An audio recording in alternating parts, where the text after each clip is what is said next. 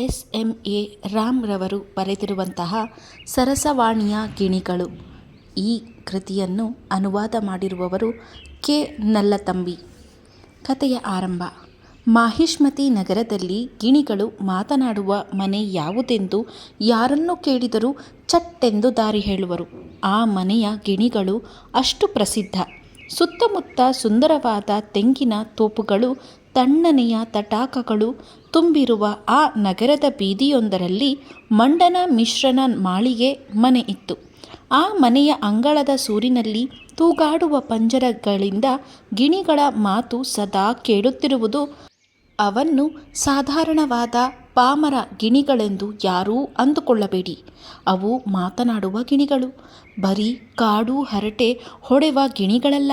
ಅವು ಬುದ್ಧಿವಂತಿಕೆಯಿಂದ ವೇದಾಂತದ ತರ್ಕಗಳನ್ನು ಮಾಡುವ ಗಿಣಿಗಳು. ಆ ಮನೆಯ ಯಜಮಾನಿ ಸರಸವಾಣಿ ತನ್ನ ಮಧುರ ಕಂಠದಿಂದ ಅವಕ್ಕೆ ಕಲಿಸಿಕೊಟ್ಟಿರುವ ಮಂತ್ರ ಶ್ಲೋಕಗಳನ್ನು ಅವಳೊಂದಿಗೆ ಪೈಪೋಟಿಯಿಂದ ಹೇಳುವವು.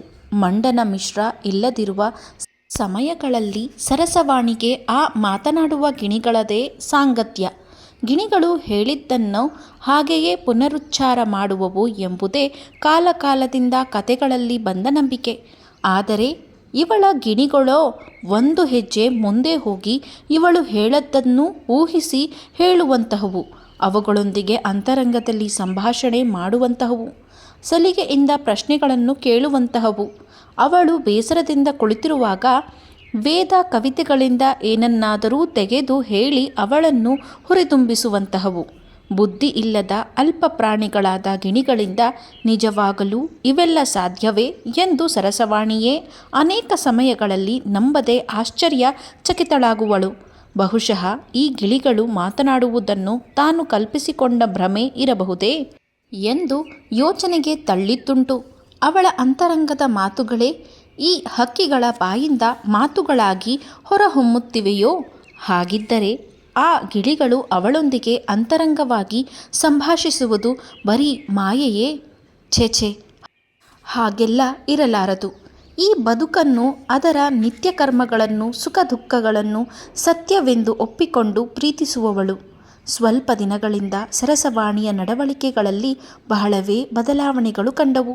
ಸದಾ ಅರಳಿರುವ ಅವಳ ಮುಖ ಇತ್ತೀಚೆಗೆ ಬಾಡಿ ಒಂದು ನಿರಂತರ ಶೋಕವನ್ನು ಎದುರುಗೊಳ್ಳಲು ತನ್ನನ್ನು ಸಿದ್ಧಪಡಿಸಿಕೊಳ್ಳುವಂತೆ ಕಳೆಗುಂದಿತ್ತು. ಬೆಳಗ್ಗೆ ಎದ್ದು ಗಂಡ ಮಂಡನ ಮಿಶ್ರನ ನಿತ್ಯದ ಹೋಮ ಅನುಷ್ಠಾನಗಳಿಗೆ ಬೇಕಾದದ್ದನ್ನು ಸಿದ್ಧಗೊಳಿಸುವುದರಿಂದ ಸಂಜೆಯ ಹೊತ್ತು ಅವರೊಂದಿಗೆ ಕುಳಿತು ಅವರ ವಿದ್ಯಾರ್ಥಿಗಳಿಗೆ ಜೈಮಿನಿಯ ಮೀಮಾಂಸಾ ಸೂತ್ರಗಳನ್ನು ವಿವರಿಸಿ ಹೇಳುವವರೆಗಿನ ಎಲ್ಲ ಕೆಲಸ ಕಾರ್ಯಗಳನ್ನು ಒಂದು ಯಂತ್ರಗತಿಯಲ್ಲಿ ಅವಳು ಮಾಡುವಂತೆ ತೋಚಿತು. ಅವಳು ಆಸೆಯಿಂದ ಮಾತನಾಡಿ ಮುದ್ದಾಡುವ ಗಿಣಿಗಳೊಂದಿಗೂ ಅವಳು ಕಳೆಯುವ ಸಮಯ ಬಹಳ ಕಡಿಮೆಯಾಗಿ ಅವಳು ಏಕಾಂತವನ್ನು ಬಯಸುವ ಸಮಯವೇ ಹೆಚ್ಚಾಯಿತು. ಅಂದು ಸಂಜೆ ಆಹಾರ ಇಡಲು ಸರಸವಾಣಿ ಪಂಜರಗಳ ಬಳಿ ಬಂದಾಗ ಎಲ್ಲ ಗಿಳಿಗಳು ಏಕಕಾಲದಲ್ಲಿ ಸರಸವಾಣಿ ಸರಸವಾಣಿ ಎಂದು ಅವಳ ಹೆಸರನ್ನು ಅದೇ ಮೊದಲ ಸಲ ಉಚ್ಚರಿಸುವಂತೆ ಕೀಚಲು ದನಿಗಳಲ್ಲಿ ಕೂಗಿದವು. ಸರಸವಾಣಿ ಯಾವ ಸ್ವಾರಸ್ಯವನ್ನೂ ತೋರದೆ, ಹೌದು ನನ್ನ ಪ್ರೀತಿಯ ಗಿಣಿಗಳೇ, ನಾನು ಸರಸವಾಣಿಯೇ, ಅದಕ್ಕೇನಂತೆ ಎಂದು ಹೇಳುತ್ತಲೇ ಹಣ್ಣುಗಳನ್ನು ಧಾನ್ಯಗಳನ್ನು ಪ್ರತಿಯೊಂದು ಪಂಜರದೊಳಗೆ ಇಡುತ್ತಾ ಹೋದಳು. ಗಿಳಿಗಳು ಅವಳ ಮಾತು ಕೇಳಿಸದವಂತೆ ತಮ್ಮೊಳಗೆ ಮಾತನಾಡಿಕೊಂಡವು. ಸ್ವಲ್ಪ ದಿನದಿಂದ ಈ ನಮ್ಮ ಗೆಳತಿ ಸಂತೋಷವಾಗಿಲ್ಲ, ಗಮನಿಸಿದೆಯಾ ಎಂದು ಒಂದು ಗಿಳಿ ಮತ್ತೊಂದು ಗಿಳಿಯ ಬಳಿ ಸರಸವಾಣಿಯ ಕಿವಿಗೆ ಬೀಳುವಂತೆ ಕೇಳಿತು. ಸರಸವಾಣಿಗೆ ಗಿಳಿಗಳ ಅಂತರಂಗ ಭಾಷೆ ಗೊತ್ತು. ಅವಳ ಅಂತರಂಗದ ಭಾಷೆ ಅವುಗಳಿಗೂ ಗೊತ್ತು. ಮತ್ತೊಂದು ಗಿಳಿ ಹೇಳಿತು, ಇವಳು ಹೀಗೆ ಸಂತೋಷವನ್ನು ಕಳೆದುಕೊಂಡದ್ದನ್ನು ನಾವು ನೋಡೇ ಇಲ್ಲ. ಏನು ಕಾರಣ ಇರಬಹುದು? ಈಗ ಮತ್ತೊಂದು ಪಂಜರದಿಂದ ಮೂರನೆಯ ಗಿಳಿ ಸಂಭಾಷಣೆಯನ್ನು ಮುಂದುವರಿಸಿತು. ಎಲ್ಲ ಹೋದ ತಿಂಗಳು ಕಳ್ಳನಂತೆ ಗೋಡೆ ಹಾರಿ ಅಂಗಳದಲ್ಲಿ ಶ್ರಾದ್ದ ನಡೆಯುತ್ತಿದೆ ಎಂದೂ ಸಹ ಲಕ್ಷಿಸದೆ ಒಳನುಗ್ಗಿ ಮಂಡನ ಮಿಶ್ರನ ಬಳಿ ವಾದಭಿಕ್ಷೆ ಬೇಡಿ ಹಠ ಮಾಡಿದ ಆ ಯುವ ಸನ್ಯಾಸಿ ನೆನಪಿದೆಯೇ? ಎಲ್ಲ ಸಮಸ್ಯೆಯೂ ಅವರಿಂದಲೇ. ನಮ್ಮ ಯಜಮಾನಿ ಶೋಕದಿಂದಿರಲು ಆ ಮನುಷ್ಯನೇ ಕಾರಣ. ಅಲ್ಲಿಯವರೆಗೆ ಗಿಳಿಗಳ ಸಂಭಾಷಣೆ ಕಿವಿಗೆ ಬೀಳದಂತೆ ತನ್ನ ಕೆಲಸದಲ್ಲಿ ನಿರತಳಾಗಿದ್ದ ಸರಸವಾಣಿ ಈಗ ಮಧ್ಯಪ್ರವೇಶಿಸಿ, ಏಯ್ ಅಧಿಕ ಪ್ರಸಂಗಿಗಳೇ, ಸುಮ್ಮನಿರಿ ಎಂದು ಹುಸಿಗೋಪದಲ್ಲಿ ಅವುಗಳನ್ನು ಗದರಿಸಿದಳು. ಯಜಮಾನಿಯ ಹುಸಿ ಗದರಿಕೆಗೆ ಭಯಪಡುವಂತೆ ಚಟ್ಟೆಂದು ಮೌನವಾದ ಗಿಳಿಗಳು 1 ನಿಮಿಷ ತಡೆದು ಮತ್ತೆ ಏಕಕಾಲದಲ್ಲಿ ಸರಸವಾಣಿ ಸರಸವಾಣಿ ಎಂದು ಅವಳ ಹೆಸರನ್ನು ಉಚ್ಚರಿಸಿ ಕೂಗಾಡಿದವು. ಸರಸವಾಣಿಗೆ ನಗು ಬಂದಿತು. ಗಿಳಿಗಳ ಪಂಜರಗಳನ್ನು ಮೆಲ್ಲಗೆ ಮುಟ್ಟಿ ತೂಗಾಡಿಸಿ, ನಿಮಗೀಗ ಏನು ಬೇಕು ಎಂದು ಅವುಗಳನ್ನು ಕೇಳಿದಳು. ನಾಳೆಯಿಂದ ಮುಂದಿನ ಶುಕ್ಲ ಪಕ್ಷ ಆರಂಭವಾಗುತ್ತದೆ.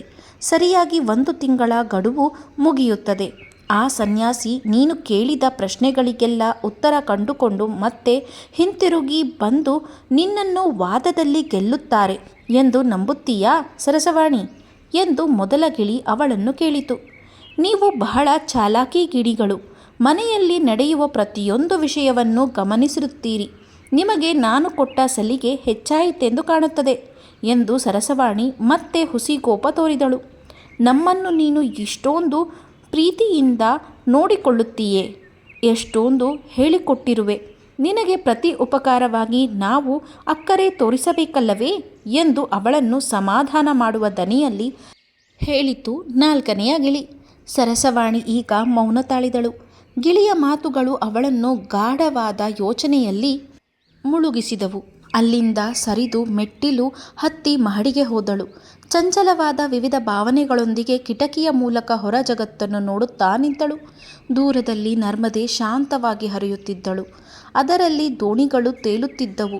ನಾವಿಕರು ಯಾವ ಚಿಂತೆಯೂ ಇಲ್ಲದೆ ಅವರಿಗೆ ಇಷ್ಟವಾದ ಹಾಡುಗಳನ್ನು ಎತ್ತರದ ದನಿಯಲ್ಲಿ ಹಾಡುತ್ತಾ ಜನಗಳನ್ನು ಹತ್ತಿಸಿಕೊಂಡು ನದಿಯನ್ನು ಹಾದು ಹೋಗುತ್ತಿರುವುದು ನೆರಳಾಗಿ ಕಂಡಿತು. ಸರಸವಾಣಿ ಮತ್ತೊಂದು ಕಡೆ ತಿರುಗಿ ನೋಡಿದಳು. ಅಲ್ಲಿ ತಟಾಕದಲ್ಲಿ ನೀಲೋತ್ಪಲಗಳು ಮೆಲ್ಲಗೆ ಬಿರಿದು ಮೃದುವಾಗಿ ಅರಳುತ್ತಿದ್ದವು. ಅವು ರಾತ್ರಿಯ ಬರುವನ್ನು ಸಂತೋಷದಿಂದ ಸ್ವಾಗತಿಸಲು ತಮ್ಮನ್ನು ಸಿದ್ಧಪಡಿಸಿಕೊಂಡವು. ಜಾತಕ ಪಕ್ಷಿಗಳು ಮನುಷ್ಯರಿಗಿರುವ ಯಾವ ಸಂಕೋಚಗಳೂ ಇಲ್ಲದೆ ಜತೆ ಜತೆಯಾಗಿ ಒಂದನ್ನೊಂದು ಅಗಲದೆ ಒಂದನ್ನೊಂದು ಉಜ್ಜಿಕೊಳ್ಳುತ್ತಾ ತಟಾಕದಲ್ಲಿ ಬೆಳಕು ಕಡಿಮೆ ಇರುವ ಸ್ಥಳಗಳ ಕಡೆ ಈಜಿ ಹೋದವು. ಸರಸವಾಣಿ ನಿಟ್ಟುಸಿರು ಬಿಟ್ಟಳು. ಆ ನಿಟ್ಟುಸಿರಿನ ಏರಿಳಿತಕ್ಕೆ ಸ್ಪಂದಿಸುವ ಅವಳ ಎದೆಯನ್ನು ಒಂದು ಕ್ಷಣ ಅವಳೇ ಗಮನಿಸಿ ನಾಚಿಕೆಯಿಂದ ಚಟ್ಟೆಂದು ಕಣ್ಣುಗಳನ್ನು ಅಲ್ಲಿಂದ ಮೇಲಕ್ಕೆತ್ತರಿಸಿದಳು. ಅವಳು ತನ್ನೊಳಗೆ ಪ್ರಶ್ನಿಸಿಕೊಂಡಳು. ತಾಪಗಳು, ಮೋಹಗಳು, ಆಸೆಗಳೇ ಅಲ್ಲವೇ ಈ ಬದುಕನ್ನು ಅರ್ಥವುಳ್ಳದ್ದಾಗಿ ಮಾಡಿ ಸೃಷ್ಟಿಯನ್ನು ಜೀವಂತವಾಗಿ ಉಳಿಸಿಕೊಂಡಿವೆ? ಈ ಚಾತಕ ಪಕ್ಷಿಗಳ ಭಾಗ್ಯ ಸಹ ನಮಗಿಲ್ಲವಲ್ಲ? ವಾದ ಮಾಡಿ ಯಾವ ಸಿದ್ಧಾಂತವನ್ನು ನಿರೂಪಿಸಬೇಕೆಂಬ ಚಿಂತೆ ಇವಕ್ಕೆ. ಜಾತಕ ಪಕ್ಷಿಗಳು ಎಂದಾದರೂ ಸನ್ಯಾಸ ಸ್ವೀಕರಿಸುವ ಬಗ್ಗೆ ಯೋಚಿಸಿರುವವೇ? ಋಷಿಯಾಗಿರುವುದು ಸದಾ ಜತೆಗೂಡಿ ಸಾಂಗತ್ಯ ಮಾಡಿ ಸುಖಿಸಿರುವುದಷ್ಟೇ ಅಲ್ಲವೇ ಅವುಗಳ ಸ್ವಭಾವ? ಸ್ವಭಾವವನ್ನು ಕಳೆದುಕೊಳ್ಳುವುದು ಮನುಷ್ಯರಿಂದ ಮಾತ್ರವೇ ಸಾಧ್ಯ ಅಲ್ಲವೇ? ಇನ್ನು ಸ್ವಲ್ಪ ಹೊತ್ತಿನಲ್ಲಿ ಇರುಳು ಕವಿಯುವುದು. ಮನೆಯ ದಾಸಿ ದೀಪಗಳಿಗೆ ಎಣ್ಣೆ ಸುರಿದು ಬತ್ತಿಗಳನ್ನು ಸರಿ ಮಾಡಿ ಒಂದೊಂದಾಗಿ ಅವುಗಳನ್ನು ಹೊತ್ತಿಸಿಕೊಂಡು ಬರುವುದು ಕಂಡಿತು. ಸಂಧ್ಯಾ ಅನುಷ್ಠಾನಗಳನ್ನು ಮಾಡಲು ನದಿಯ ತೀರಕ್ಕೆ ಹೋದ ಮಂಡನ ಮಿಶ್ರ ಸ್ವಲ್ಪ ಹೊತ್ತಿನಲ್ಲಿ ಹಿಂತಿರುಗಿ ಬರುವರು. ಇಂದು ರಾತ್ರಿ ಅವರೊಂದಿಗೆ ತುಂಬ ಮಾತನಾಡಬೇಕು. ಹೀಗೆ ಅವರೊಂದಿಗೆ ಏಕಾಂತದಲ್ಲಿ ಮಾತನಾಡುವ ಕೊನೆಯ ರಾತ್ರಿಯೂ ಇದಾಗಬಹುದು. ಅವರೊಳಗೂ ಇಂತಹ ಭಾವನೆ ಆಲೋಚನೆಗಳು ಇಲ್ಲದಿರುವುದೇ? ಅವರನ್ನು ಅವಳು ಚೆನ್ನಾಗಿ ಬಲ್ಲಳು. ಜ್ಞಾನದ ಮೂಲಕವೂ ದೇಹದ ಮೂಲಕವೂ ಅವಳಿಂದ ಅವರು ಪಡೆದ ಆನಂದವನ್ನು ಅವರಿಂದ ಅಷ್ಟು ಸುಲಭವಾಗಿ ತೊರೆಯಲಾಗುವುದೇ? ಆದರೆ ನಾಳೆ ಆ ಸನ್ಯಾಸಿ ಶಂಕರ ಮತ್ತೆ ಬಂದರೆ ಏನು ಮಾಡುವುದು? ಅವರು ಖಂಡಿತವಾಗಿಯೂ ಬರುವರೆಂದು ಯಾಕೆ ನನ್ನ ಮನಸ್ಸು ಇಷ್ಟು ಖಚಿತವಾಗಿ ನಂಬುತ್ತಿದೆ? ಸುಮಾರು 40-45 ದಿನಗಳ ಹಿಂದೆ ಒಂದು ದಿನ ಬೆಳಗ್ಗೆ ತನ್ನ ಮನೆಯ ಮಂಟಪದಲ್ಲಿ ಬ್ರಾಹ್ಮಣರು ತುಂಬಿ ಶ್ರಾದ್ದ ಮಾಡುತ್ತಿರುವಾಗ ಒಬ್ಬ ಯುವಕ ಸನ್ಯಾಸಿ ಅಂಗಳದೊಳಗೆ ಬಂದು ಅವರ ಮುಂದೆ ನಿಂತ. ಶ್ರಾದ್ದದ ಸಮಯದಲ್ಲಿ ಒಬ್ಬ ಸನ್ಯಾಸಿ, ಅದು ಹೊರಬಾಗಿಲು ಹಾಕಿರುವಾಗ, ಹೀಗೆ ಹದ್ದು ಮೀರಿ ಅಚಾನಕ್ಕಾಗಿ ಒಳಗೆ ಪ್ರವೇಶಿಸಿದನ್ನು ಕಂಡು ಕೋಪಗೊಂಡ ಮಂಡನ ಮಿಶ್ರ, ಯಾರು ನೀವು? ಹೇಗೆ ಒಳಗೆ ಬಂದಿರಿ ಎಂದು ಗದರಿಸಿ ಕೇಳಿದನು. ಆತ ಯಾವ ಗಡಿಬಿಡಿಯೂ ಇಲ್ಲದೆ, ನಾನು ಶಂಕರ, ಅದ್ವೈತ ಪ್ರಚಾರಕ, ಆಕಾಶ ಮಾರ್ಗವಾಗಿ ಒಳಗೆ ಬಂದೆ ಎಂದು ನಗುತ್ತಲೇ ಉತ್ತರಿಸಿದರು. ಗೋಡೆ ಹಾರಿ ಬರುವುದು ನಿಮ್ಮ ಭಾಷೆಯಲ್ಲಿ ಆಕಾಶ ಮಾರ್ಗವಾಗಿ ಬರುವುದೆಂದೇ? ಎಂದು ಅಪಹಾಸ್ಯ ಮಾಡಿ ನಕ್ಕ ಮಂಡನಮಿಶ್ರ ತನ್ನ ಕೋಪವನ್ನು ಅಡಗಿಸಿಕೊಂಡು ಬಂದವರೊಂದಿಗೆ ಮಾತನಾಡಿದರು. ನಾನು ಶ್ರಾದ್ದ ಕಾರ್ಯಗಳಲ್ಲಿ ತೊಡಗಿರುವೆ. ಇಂತಹ ಸಮಯದಲ್ಲಿ ಹೊರಗಿನ ವ್ಯಕ್ತಿಗಳನ್ನು ಒಳಗೆ ಅನುಮತಿಸುವುದೋ ಅಥವಾ ಅವರೊಂದಿಗೆ ಮಾತನಾಡುವುದೋ ಪಿತೃಗಳನ್ನು ಕೆಣಕುವ ಕಾರ್ಯ. ಏನು ಬೇಕು ನಿಮಗೆ? ನಿಮ್ಮ ಗುರು ಕುಮಾರಿ ಭಟ್ಟರೊಂದಿಗೆ ವಾದ ಮಾಡಲು ಪ್ರಯಾಗಕ್ಕೆ ಹೋಗಿ ಅವರನ್ನು ನೋಡಿದೆ. ಆದರೆ ಪಾಪ, ಅವರು ನನ್ನೊಂದಿಗೆ ವಾಗ್ವಾದ ಮಾಡುವ ಸ್ಥಿತಿಯಲ್ಲಿರಲಿಲ್ಲ. ತನ್ನ ಬೌದ್ಧ ಗುರುವಿಗೆ ದ್ರೋಹ ಮಾಡಿದ್ದಾಗಿ ಅವರಾಗೆ ಅಂದುಕೊಂಡು ಪಾಪ ಪ್ರಜ್ಞೆಯಿಂದ ತನ್ನ ಸುತ್ತ ಹೊಟ್ಟನ್ನು ಸುರಿದುಕೊಂಡು ಅದಕ್ಕೆ ಬೆಂಕಿ ಇಟ್ಟು ಆ ಜ್ವಾಲೆಯಲ್ಲಿ ದೇಹ ಸ್ವಲ್ಪ ಸ್ವಲ್ಪವೇ ದಹಿಸುವಂತೆ ತನ್ನನ್ನು ಕೊಂದುಕೊಳ್ಳುತ್ತಿದ್ದರು. ನನ್ನಿಂದ ಅವರನ್ನು ಕಾಪಾಡಲು ಆಗಲಿಲ್ಲ. ಸಾಯುವ ಮುನ್ನ ಮಾಹಿಷ್ಮತಿಯಲ್ಲಿ ಮೀಮಾಂಸೆಯಲ್ಲಿ ನಿಸ್ಸೀಮ ಪಂಡಿತನಾದ ಮಂಡನಮಿಶ್ರ ಎಂಬ ನನ್ನ ಶಿಷ್ಯನೊಬ್ಬನಿದ್ದಾನೆ. ಅವನೊಂದಿಗೆ ವಾದಿಸಿ ಅವನನ್ನು ಗೆಲ್ಲು. ಅವನು ನಿನ್ನ ಅದ್ವೈತ ತತ್ವವನ್ನು ಒಪ್ಪಿಕೊಂಡರೆ ಜಗತ್ತೇ ಅದನ್ನು ಸ್ವೀಕರಿಸುತ್ತದೆ ಎಂದು ಹೇಳಿ ನನ್ನನ್ನು ಇಲ್ಲಿಗೆ ಕಳುಹಿಸಿಕೊಟ್ಟಿದ್ದಾರೆ. ಗುರುಕುಮಾರಿ ಅವರ ಹೆಸರನ್ನು ಕೇಳಿದ ಕೂಡಲೇ ಮಂಡನಮಿಶ್ರ ಶಾಂತವಾದರು.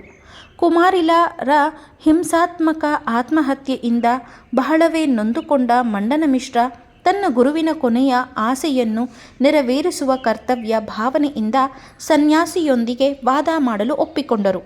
ಯುದ್ಧಕ್ಕೆ ಕರೆಯಲ್ಪಡುವ ವೀರನೂ ವಾದಕ್ಕೆ ಕರೆಯಲ್ಪಡುವ ಪಂಡಿತನೂ ಒಲ್ಲೆ ಎಂದು ನಿರಾಕರಿಸಬಾರದು. ಹಾಗೆ ನಿರಾಕರಿಸಿದರೆ ಅವನು ಹೇಡಿ ಎಂದು ಪರಿಗಣಿಸಲ್ಪಟ್ಟು ಸೋಲನ್ನು ಒಪ್ಪಿಕೊಳ್ಳುವುದಾಗುವುದು. ನನ್ನ ಸಿದ್ಧಾಂತದಲ್ಲೂ ಪಾಂಡಿತ್ಯದಲ್ಲೂ ನನಗೆ ಅಪಾರ ನಂಬಿಕೆ ಇದೆ.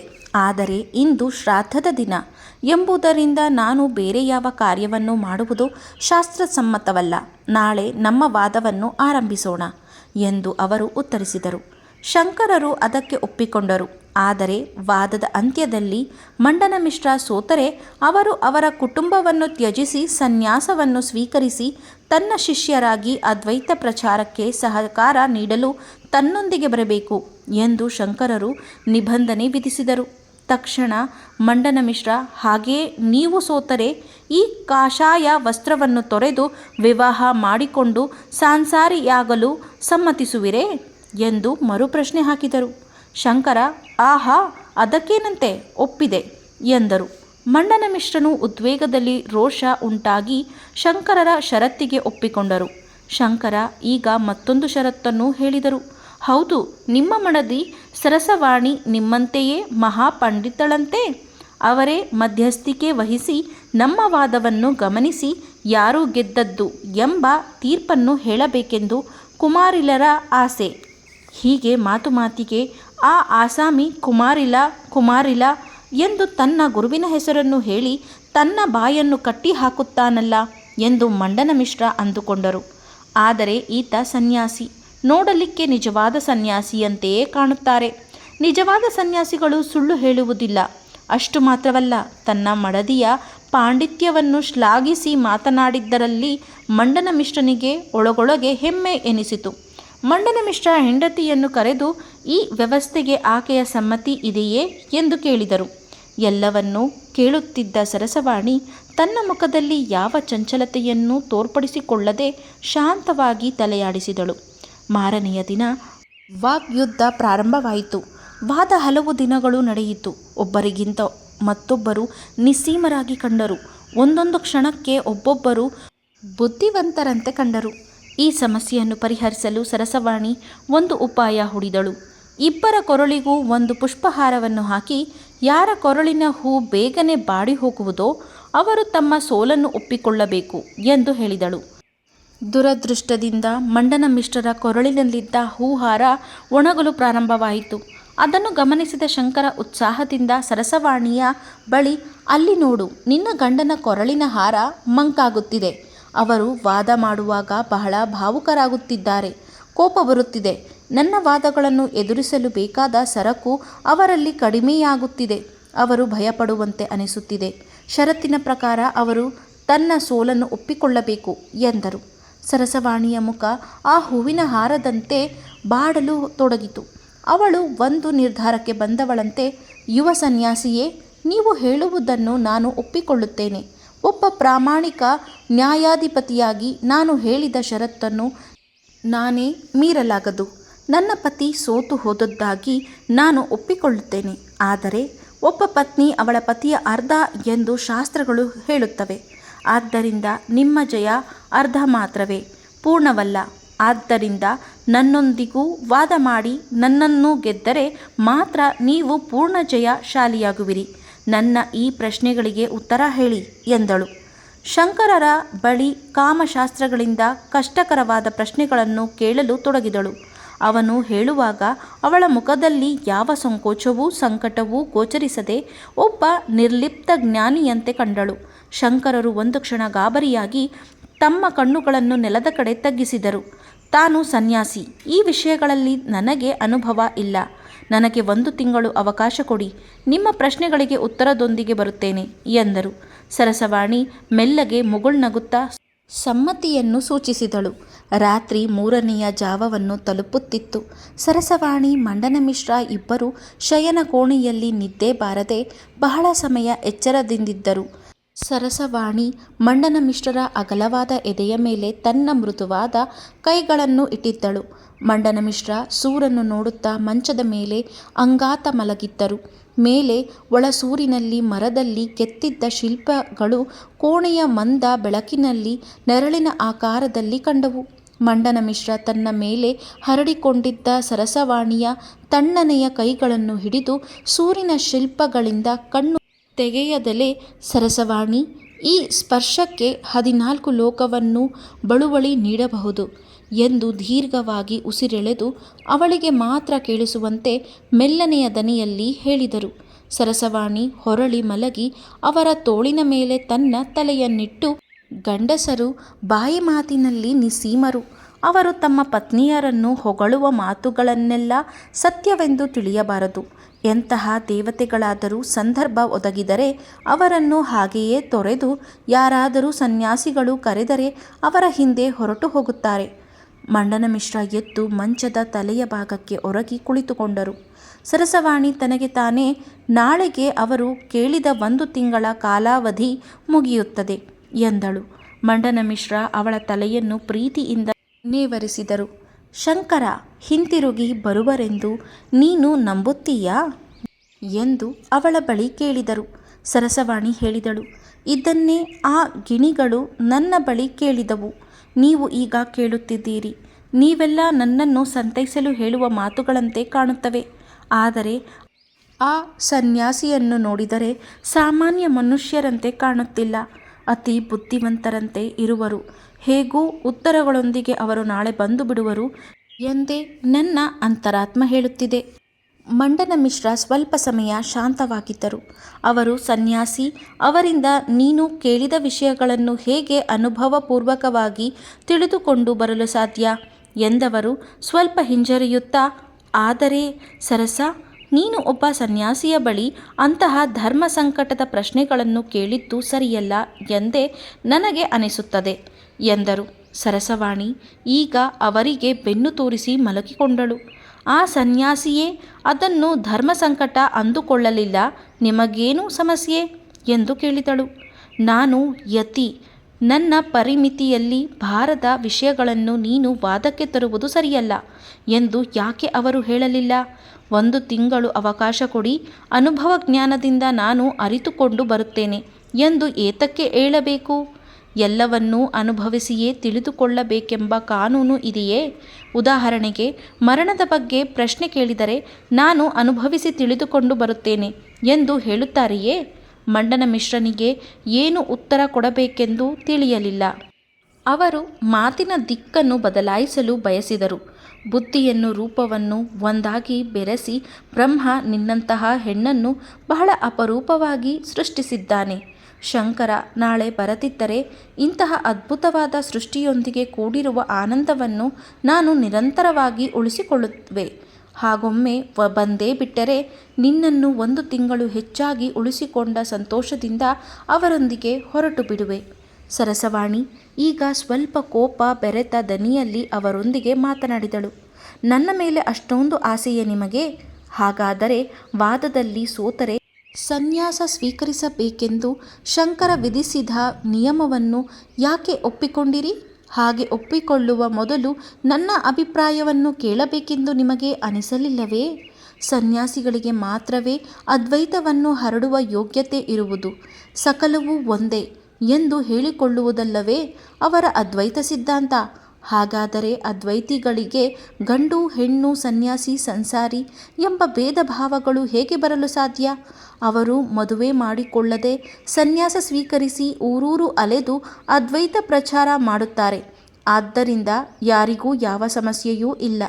ಆದರೆ ಆಗಲೇ ಮನೆ ಮಠ ಮಾಡಿಕೊಂಡು ಧರ್ಮ ಕಾರ್ಯಗಳನ್ನು ಮಾಡಿಕೊಂಡು ಸಂತೋಷವಾಗಿರುವ ಒಬ್ಬ ಸಂಸಾರಿಯ ಕುಟುಂಬವನ್ನು ಕೆಡವಿ, ನೀನು ನನ್ನಂತೆ ಕಾಷಾಯಧಾರಿಯಾಗಿ ನನ್ನೊಂದಿಗೆ ಹೊರಟು ಬಾ ಎಂದು ಹೇಳುವುದು ಯಾವ ನ್ಯಾಯ? ಹಾಗೆ ನನ್ನಲ್ಲಿಲ್ಲದ ಆಕರ್ಷಣೆಯನ್ನು ಆ ಸನ್ಯಾಸಿಯಲ್ಲಿ ಏನು ಕಂಡಿರಿ? ಸರಸವಾಣಿಯನ್ನು ವಾದದಲ್ಲಿ ಗೆಲ್ಲುವುದು ಸುಲಭವಲ್ಲ ಎಂದು ಮಂಡನ ಮಿಶ್ರ ಅಂದುಕೊಂಡರು. ಅವಳು ಕೇಳುವ ಪ್ರಶ್ನೆಗಳಿಗೆ ಅವರ ಬಳಿ ಉತ್ತರವಿಲ್ಲ. ಅವಳು ಕೇಳುವುದು ಸರಿ ತಾನೇ? ಈ ರೂಪವತಿಯಲ್ಲಿ ಇಲ್ಲದ ಯಾವ ಸೆಳೆತ ಆ ತಲೆಬೋಳಾದ ಸನ್ಯಾಸಿಯ ಬಳಿ ಇದೆ? ಬಹುಶಃ ಗುರುಕುಮಾರಿಲರ ಹೆಸರನ್ನು ಹೇಳಿ ಅವರು ನನ್ನ ಬಾಯಿ ಮುಚ್ಚಿಸಿದರೆ? ಅವೆಲ್ಲ ಇರಲಿ, ಆದರೆ ಇಷ್ಟೊಂದು ಬುದ್ಧಿವಂತಳಾದ ಇವಳು ಯಾಕೆ ನಮ್ಮಿಬ್ಬರ ಕೊರಳಿಗೆ ಹೂಮಾಲೆಯನ್ನು ತಗಲ ಹಾಕಿ ಹೂ ಬಾಡುವುದನ್ನು ತೀರ್ಮಾನದ ವಸ್ತುವಾಗಿಸಿದಳು?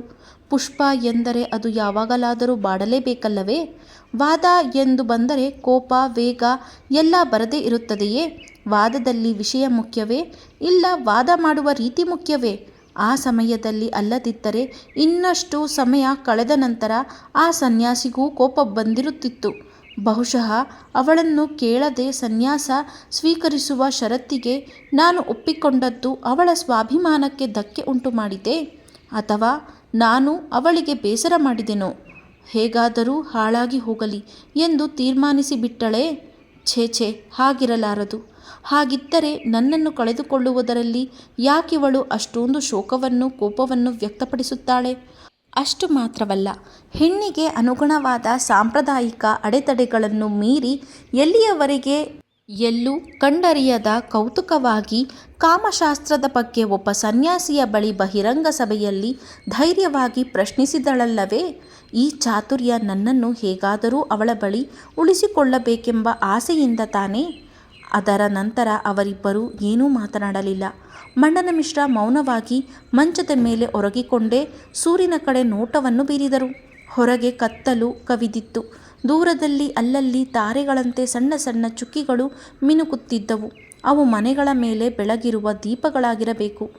ಹಗಲಲ್ಲಿ ಸ್ವಲ್ಪ ಉದ್ದನೆಯ ಗೆರೆಯಂತೆ ಕಾಣುವ ನರ್ಮದೆ ಈ ಕತ್ತಲಲ್ಲಿ ತಾನಿರುವ ಜಾಗ ತಿಳಿಯದಂತೆ ಇರುಳಿನಲ್ಲಿ ಬೆರೆತು ಹೋಗಿದ್ದಳು.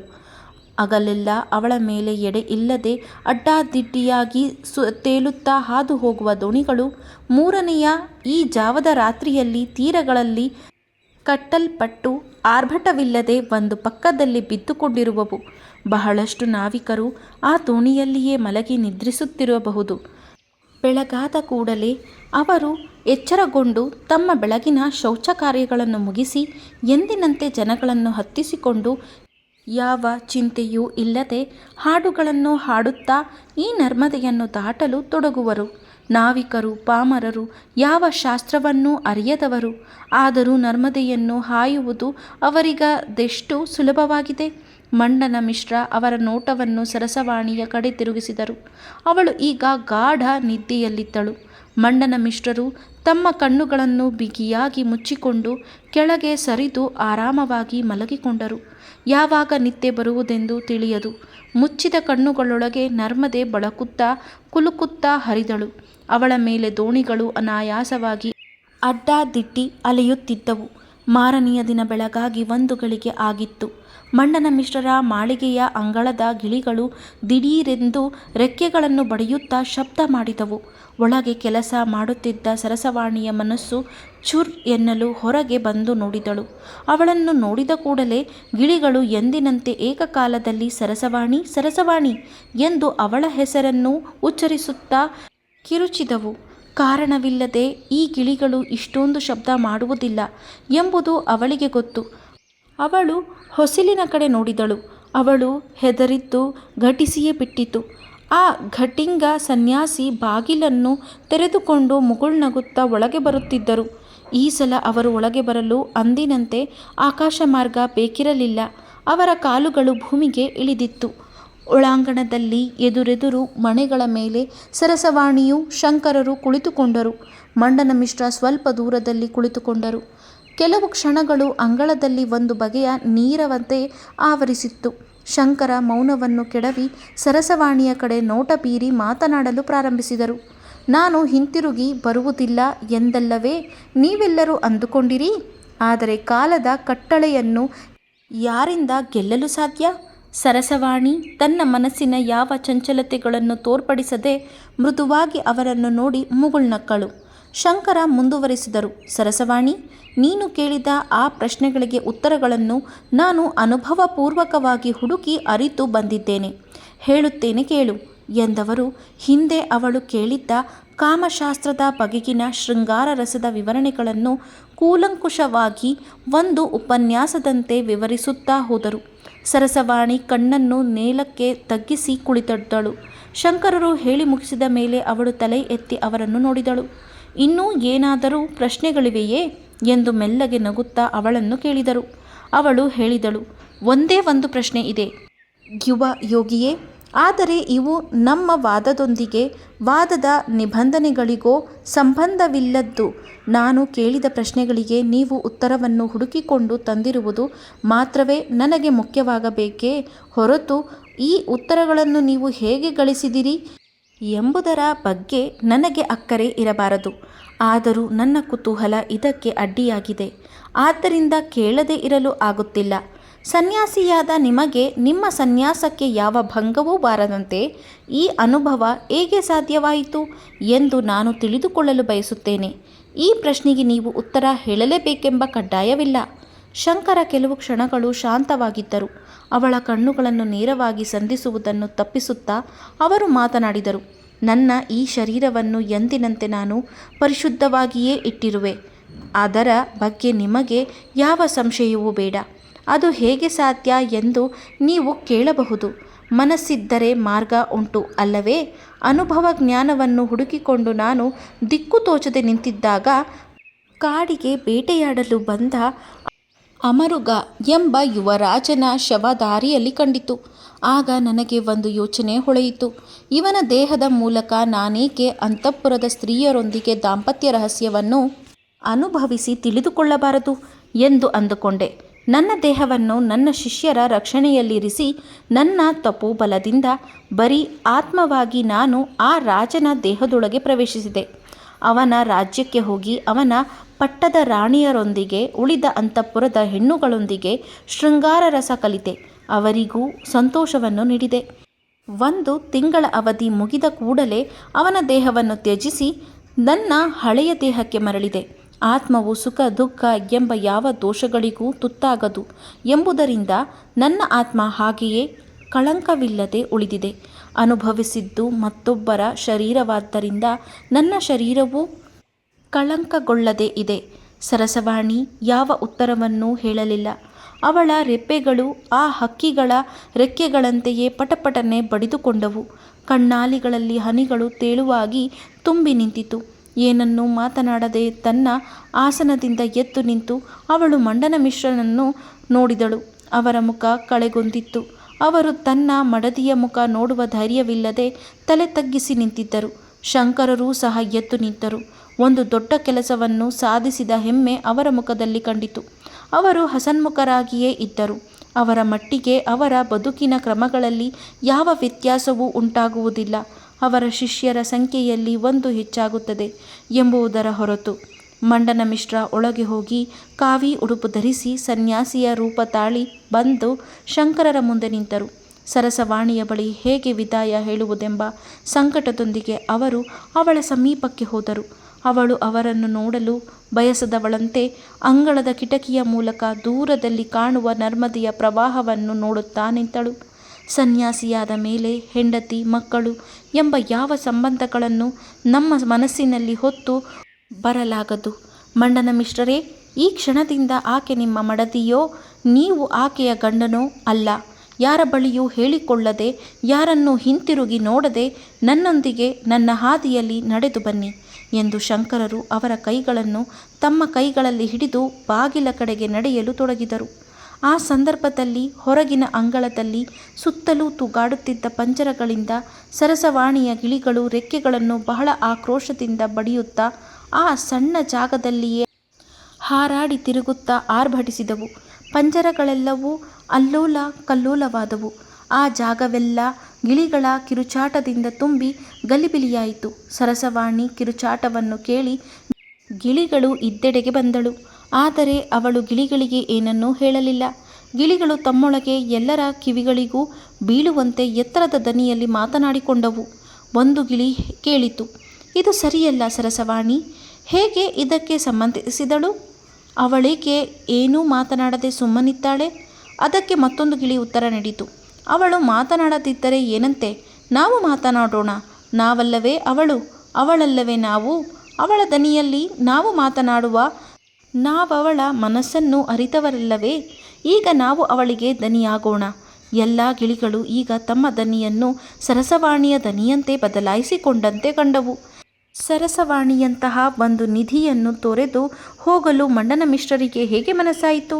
ನಿಜವಾಗಲೂ ವಾದದಲ್ಲಿ ಗೆದ್ದವರು ಯಾರು? ಸರಸವಾಣಿಯ, ಶಂಕರರ? ಎರಡು ಗಿಳಿಗಳು ಒಂದನ್ನೊಂದು ಕೇಳಿಕೊಂಡು ಛಟ್ಟೆಂದು ಕೆಲವು ಕ್ಷಣ ಮೌನವಾದವು. ಮತ್ತೊಂದು ಗಿಳಿ ಮೆಲ್ಲಗೆ ಶುರು ಹಚ್ಚಿಕೊಂಡಿತು, ನನಗೊಂದು ಸಂಶಯ ಇದೆ. ಸರಸವಾಣಿ ಬಹಳ ಬುದ್ಧಿವಂತೆ ಎಂದು ನಾನು ಅಂದುಕೊಳ್ಳುತ್ತೇನೆ. ನನ್ನ ಗಂಡನನ್ನು ಸನ್ಯಾಸಿಯಾಗಿಸಲು ಬಂದವರನ್ನೇ ಅವಳು ಸ್ವಲ್ಪ ಕಾಲ ಸಂಸಾರಿಯಾಗಿಸಿ ಬಿಟ್ಟಳಲ್ಲವೇ? ಆದ್ದರಿಂದ ನಿಜವಾಗಲೂ ಜಯಿಸಿದ್ದು ಸರಸವಾಣಿಯೇ. ಆದರೆ ಅದು ಹಾಗಲ್ಲವಂತಲ್ಲ. ಶಂಕರರು ಅವಳ ಬಳಿ ಹೇಳಿದ ವಿವರಣೆಯನ್ನು ಪೂರ್ತಿಯಾಗಿ ಕೇಳಿಸಿಕೊಂಡಿರಾ? ಇಲ್ಲವಾ? ಆತ್ಮ ಮಾತ್ರವೇ ಅವರದ್ದು. ಅನುಭವಿಸಿದ್ದು ಆ ಮರುಗನ ದೇಹವಂತೆ, ಅವರ ಆತ್ಮವಲ್ಲವಂತೆ. ಈಗ ಮೊದಲ ಗಿಳಿ ಮಧ್ಯೆ ಬಾಯಿ ಹಾಕಿತು. ಅಲ್ಲೇ ನನ್ನ ಸಂಶಯ ಆರಂಭವಾಗುತ್ತದೆ.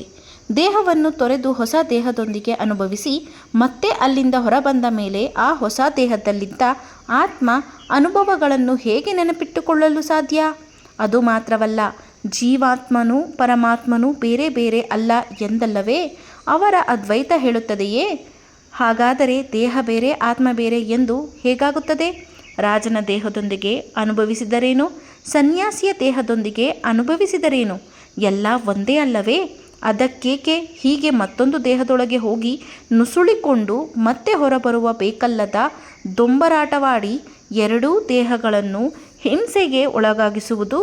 ಅಪವಾದಕ್ಕೆ ಒಳಗಾಗಬಾರದೆಂದು ಅವರು ವಾದಿಸಬಹುದು. ಆದರೆ ಸಕಲವನ್ನೂ ತೊರೆದ ಸನ್ಯಾಸಿಗೆ ಮಿಕ್ಕವರು ತನ್ನ ಬಗ್ಗೆ ಏನು ಮಾತನಾಡಿಕೊಳ್ಳುತ್ತಾರೆ ಎಂಬ ಚಿಂತೆ ಯಾಕೆ? ತನ್ನ ದೇಹ ಪರಿಶುದ್ಧವಾಗಿದೆ ಎಂದು ಜಗತ್ತಿಗೆ ತೋರಿಸಿಕೊಳ್ಳಬೇಕಾದ ಅವಶ್ಯಕತೆ ಏನು? ಇದನ್ನು ಕೇಳಿ ಏನೋಪ್ಪ, ನನಗೆ ಯಾವುದೂ ನ್ಯಾಯವೆಂದು ಅನಿಸುತ್ತಿಲ್ಲ. ಈ ಆಟದ ಕೊನೆಯಲ್ಲಿ ಎರಡು ಹೆಣ್ಣುಗಳು ತಮ್ಮ ಸಂತೋಷವನ್ನು ಹಾಳಿ ಮಾಡಿಕೊಂಡದ್ದಷ್ಟು ಕಾಣುವುದು ಎಂದು ಎರಡನೆಯ ಗಿಳಿ ವಿರಕ್ತಿಯಿಂದ ಜಿಗುಪ್ಸೆಯ ಮಾತುಗಳನ್ನಾಡಿತು. ಒಬ್ಬಳು ಸರಸವಾಣಿ ಗೊತ್ತು, ಮತ್ತೊಬ್ಬಳು ಯಾರು ಎಂದು ಕೇಳಿತು ಮೂರನೆಯ ಗಿಳಿ. ಅಮರುಗನ ಹೆಂಡತಿ. ಸತ್ತು ಹೋದ ಅವಳ ಗಂಡನಿಗೆ ಜೀವ ಕೊಟ್ಟು ಅವಳು ಕಳೆದುಕೊಂಡ ಸಂತೋಷವನ್ನು ಮತ್ತೆ ಕೊಡಿಸಿ ಮತ್ತೆ ಸ್ವಲ್ಪ ದಿನಗಳಲ್ಲಿಯೇ ಅದನ್ನು ಅವಳಿಂದ ಕಸಿದುಕೊಂಡು ಎಂದು ಇದಕ್ಕೆ ಮೊದಲು ಮಾತನಾಡಿದ ಗಿಳಿ ನಿಟ್ಟುಸಿರು ಬಿಟ್ಟಿತು. ನ್ಯಾಯವಾಗಿ ಸರಸವಾಣಿ ಈ ಪ್ರಶ್ನೆಗಳನ್ನೆಲ್ಲ ಅವರ ಮುಂದೆ ತೆಗೆಯಬೇಕಿತ್ತು. ಆದರೆ ಏಕೆ ಕೇಳಲಿಲ್ಲ? ಅವಳು ಕೇಳಿದ ಪ್ರಶ್ನೆಗಳಿಗಿಂತಲೂ ಕೇಳದ ಪ್ರಶ್ನೆಗಳೇ ಅಧಿಕ ಶಕ್ತಿಯುತವಾಗಿವೆ. ಆದ್ದರಿಂದ ವಾದ ಇನ್ನೂ ಪೂರ್ಣಗೊಳ್ಳಲಿಲ್ಲ ಎಂದು ಎಲ್ಲ ಗಿಳಿಗಳು ಒಂದೇ ದನಿಯಲ್ಲಿ ಹೀಗೆ ಕಿರುಚಿದವು. ಮಂಡನ ಮಿಶ್ರ ಸೋತು ಹೋದಾಗ ಸರಸವಾಣಿ ಏನು ಹೇಳಿದಳು? ಅವರ ಅರ್ಧ ನಾನು, ನನ್ನನ್ನು ಗೆಲ್ಲಬೇಕು ಎಂದು ಹೇಳಿದಳಲ್ಲವೇ? ಮಂಡನ ಮಿಶ್ರ ಕೇಳದ ಪ್ರಶ್ನೆಗಳನ್ನು ಅವಳು ಕೇಳಿದಳು. ಈಗ ಹಾಗೆಯೇ ನಾವು ಕೇಳುತ್ತೇವೆ. ಓ ಸನ್ಯಾಸಿಯೇ, ನಿಲ್ಲಿ, ನಾವು ಸರಸವಾಣಿಯ ಸಮಭಾಗಿಗಳು, ಅವಳೇ ನಾವು. ಅವಳು ಕೇಳದೆ ಬಿಟ್ಟ ಪ್ರಶ್ನೆಗಳನ್ನು ನಾವು ಕೇಳುತ್ತೇವೆ, ಅವಕ್ಕೆ ಉತ್ತರ ಹೇಳಿ. ನಮ್ಮನ್ನು ವಾದದಲ್ಲಿ ಗೆದ್ದು ನಂತರ ಮಂಡನ ಮಿಶ್ರರನ್ನು ಕರೆದುಕೊಂಡು ಹೋಗಬಹುದು. ಅಲ್ಲಿಯವರೆಗೆ ಗಿಳಿಗಳ ಸಂಭಾಷಣೆಗಳನ್ನು ಕೇಳಿಯೂ ಕೇಳಿಸಿಕೊಳ್ಳದವರಂತೆ ಮೌನವಾಗಿ ನಡೆದು ಹೋಗುತ್ತಿದ್ದ ಶಂಕರರು ಅವು ಕೊನೆಯದಾಗಿ ಮಾಡಿದ ಶಂಖನಾದದಿಂದ ಒಂದು ಕ್ಷಣ ಬೆರಗಾಗಿ ಚಟ್ಟೆಂದು ನಿಂತರು. ಇದು ಯಾರ ದನಿ? ಸರಸವಾಣಿಯದೇ ಅಥವಾ ಗಿಳಿಗಳದೇ? ಹಾಗಲ್ಲದೆ ಎರಡೂ ಕಲೆತ ಬೆರಕೆಯೇ? ಶಂಕರರು ತಪ್ಪಿಸಿಕೊಳ್ಳಲಾಗದೆ ಹಿಂದಕ್ಕೆ ತಿರುಗಿ ನೋಡಿದರು. ಮಂಡನ ಮಿಶ್ರ ಸಹ ಅನಿಚ್ಛೆಯಿಂದ ತಿರುಗಿದರು. ಹಿಂದೆ ಅಂಗಳದಲ್ಲಿ ಗಿಳಿಗಳು ಮಾತನಾಡಿದ ಗುರುತು ಸ್ವಲ್ಪವೂ ಇಲ್ಲದೆ ಒಂದು ರೀತಿಯಲ್ಲಿ ಅಸಾಧಾರಣ ನಿಶ್ಶಬ್ದ ಮೂಡಿತು. ಎಲ್ಲ ಗಿಳಿಗಳು ಈಗ ಶಿಲ್ಪಗಳಂತೆ ಹೆಪ್ಪುಗಟ್ಟಿ ನಿಂತಿದ್ದವು. ಮಂಡನ ಮಿಶ್ರರ ಕಣ್ಣುಗಳು ಅವಸರದಿಂದ ಅಲ್ಲಿ ಸರಸವಾಣಿಯನ್ನು ಹುಡುಕಿದವು.